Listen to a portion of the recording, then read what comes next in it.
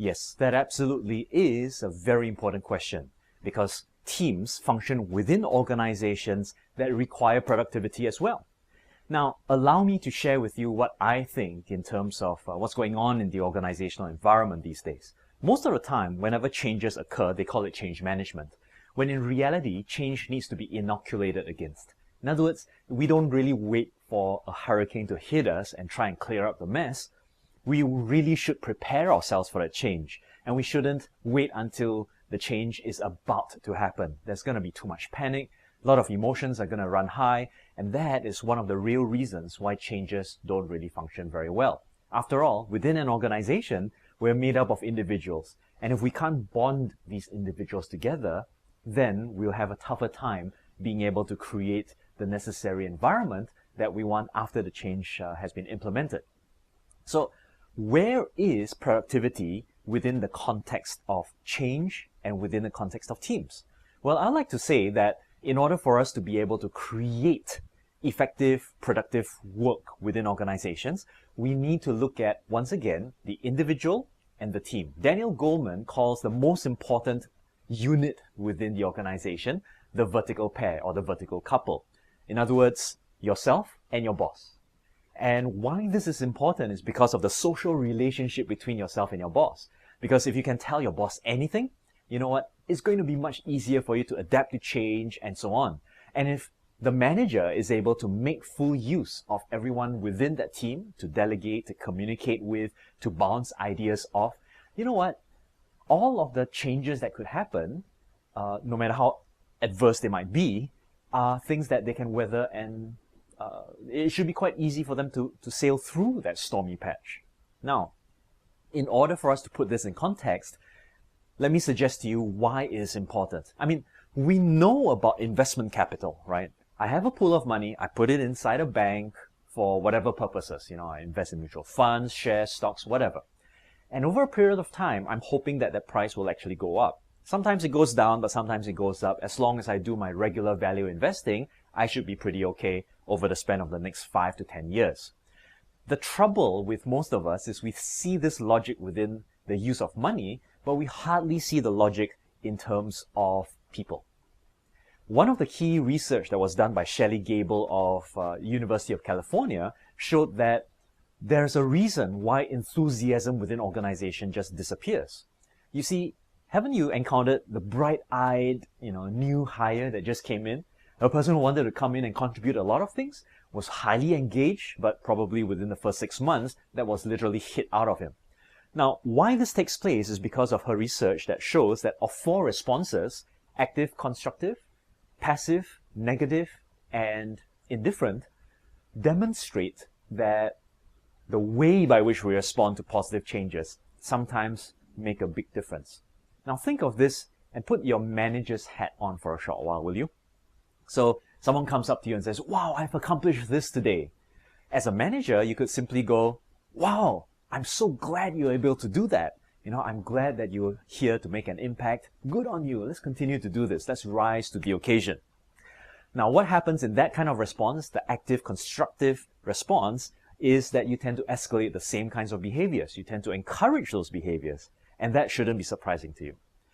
The next two, the passive response, is like this: "Wow, I accomplished something today." And you go, "Okay, good. So what's next?" Now, that kind of passive response doesn't give you very much. But think about the third response, which is a negative response. "Wow, I accomplished something today." Why do you waste your time doing that? Go back and do more productive things, right?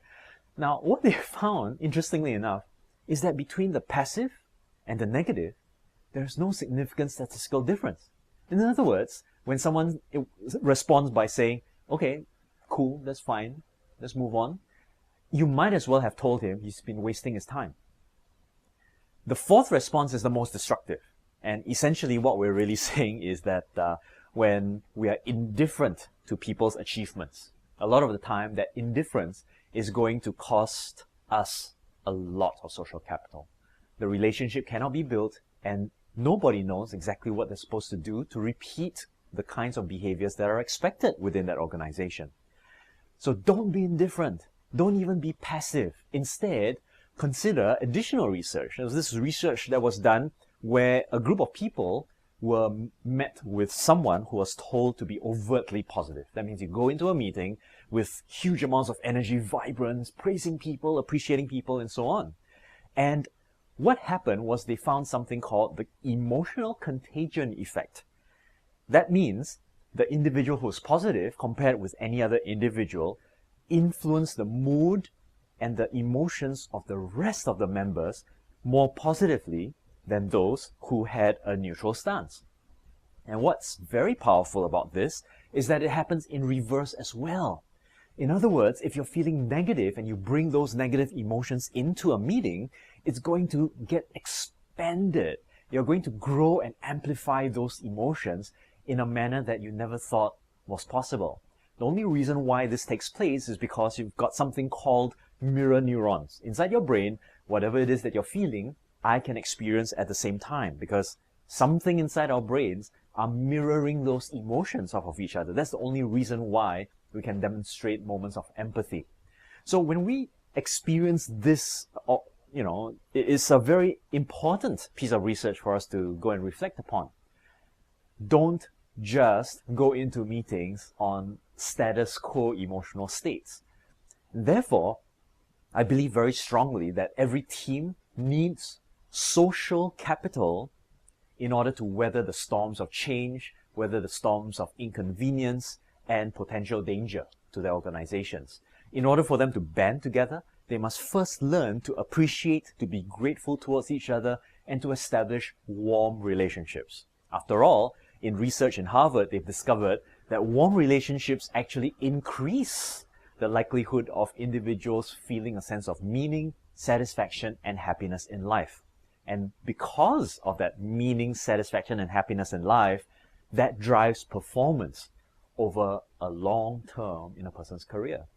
So when you go back and you think about your management, you think about your team, you think about the individual, and you think about the relationship within that vertical pair, ask yourself this question: what am I doing today to contribute to investing in my social capital? Am I just talking about work? Or do I have opportunities to mix and mingle, establish small talk, give other people a reason to believe that I care about their personal lives, not just about work, right? And when you think about the people that you're with, have you randomly approached someone you haven't met before and begun to establish and throw out that network a little bit further? So we all know that social capital continues to grow, and our social network is the thing that keeps us afloat in really, really stormy weather. So how are we taking action? And you know what? I can't influence my boss and tell him what to do, but I can certainly influence myself to do the things that may shift my boss in terms of his mood. I may not be able to get my colleagues to change everything that they're thinking about, but I most certainly can change my attitude and my stance towards them. And as a result of this, when I am managing my own emotional states, I become the center of control. So that whatever happens, no matter how negative it is, I've already started to band people together who can then do the work that we need to do in order to accomplish great and amazing things. So I hope that this has been something that you can take with you. And more importantly, these interventions. How do you actually get people to warm up to each other? How do you establish rapport? How do you know that somebody is starting to get disengaged or asking for more engagement? In order for you to find these out, there's a plethora of knowledge that needs to be catered to. And I've done this for many organizations in terms of career advisory, in terms of structural change management, in terms of individual personal motivation. And I believe that when we build these interventions together and we help people to rationalize the power of social capital, that is where we will be able to triumph in any organizational change or even an organizational disaster. So I hope that this has answered your question, and I look forward to even more questions.